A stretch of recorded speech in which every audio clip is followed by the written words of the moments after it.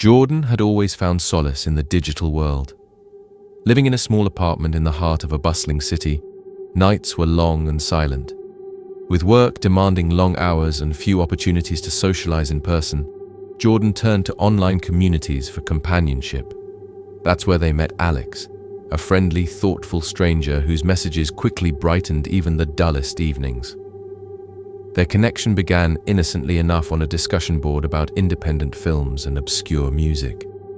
Alex's posts were insightful, laced with humor and empathy, and soon a private conversation blossomed.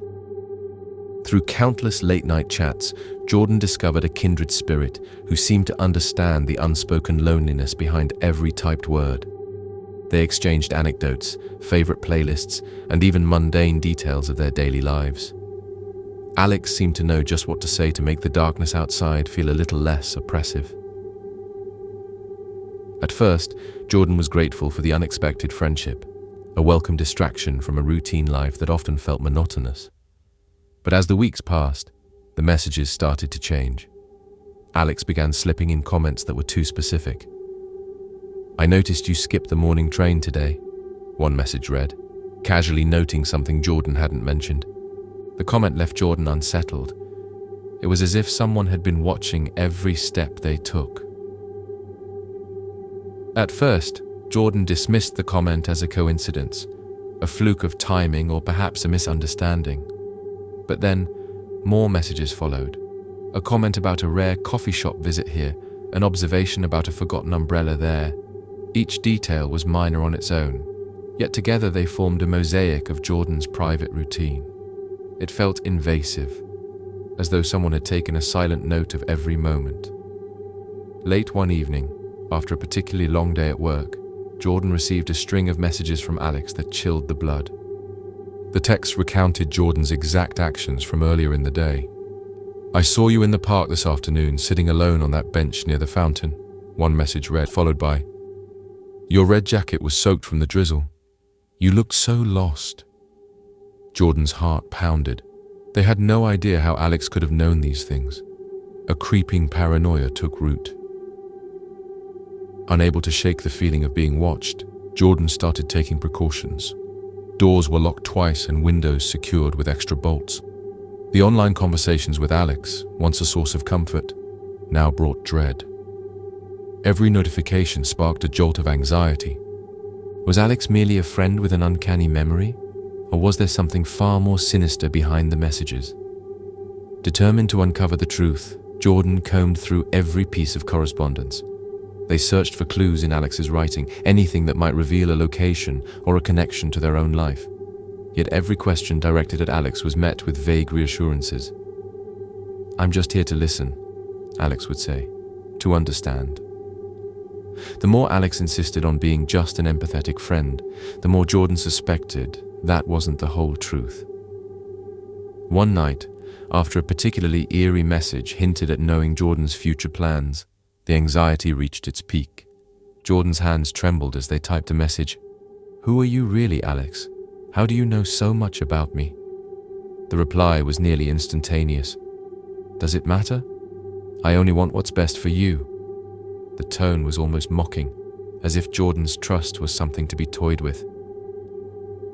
Plagued by doubts, Jordan began to investigate. They reviewed old social media posts, revisited the digital footprints left behind over the years, and even attempted to trace the origins of Alex's account. Every effort yielded nothing definitive, a dead end masked in the anonymity of the internet.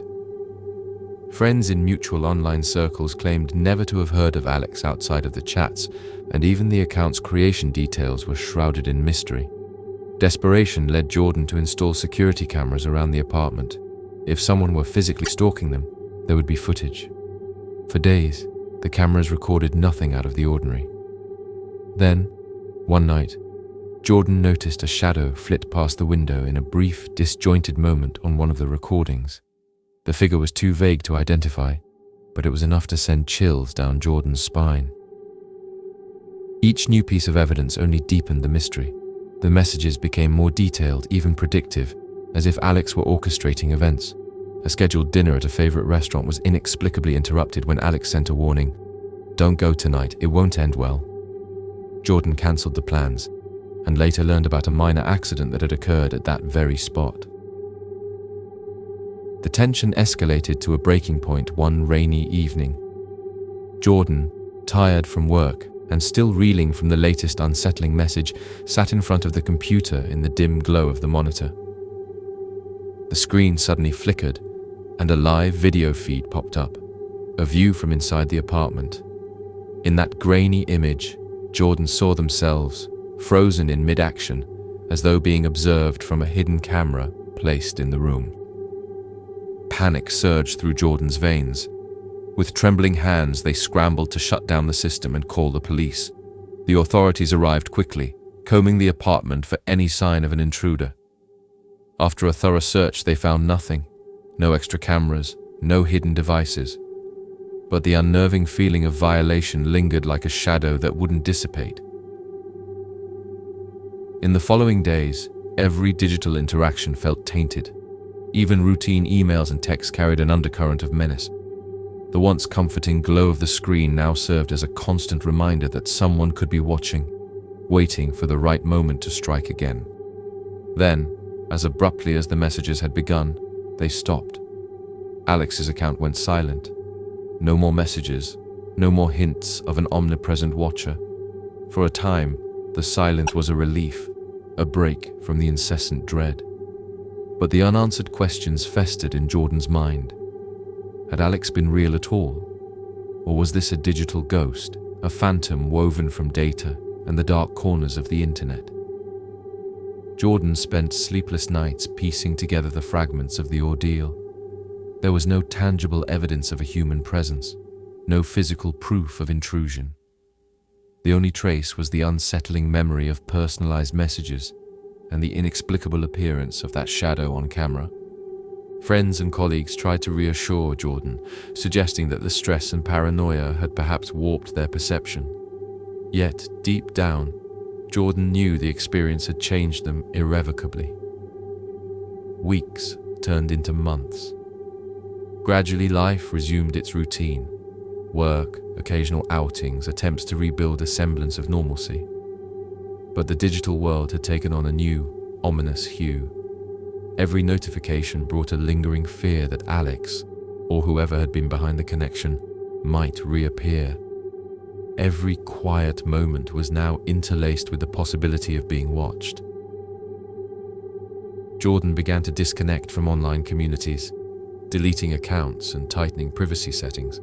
The once bright space of the internet became a reminder of vulnerability rather than refuge. Even as the initial terror subsided, an undercurrent of uncertainty remained. Who was Alex? And was it truly over? Or had that presence simply gone dormant, waiting for another chance to reconnect? Late one night, as Jordan sat reviewing old messages in an attempt to make sense of it all, a new message notification startled them. The sender was unknown, and the text was simple. "I'm still here." A chill raced down Jordan's spine.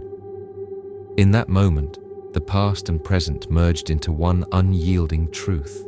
The digital world was as unpredictable and invasive as the physical one, and sometimes the most intimate connections hid the darkest secrets.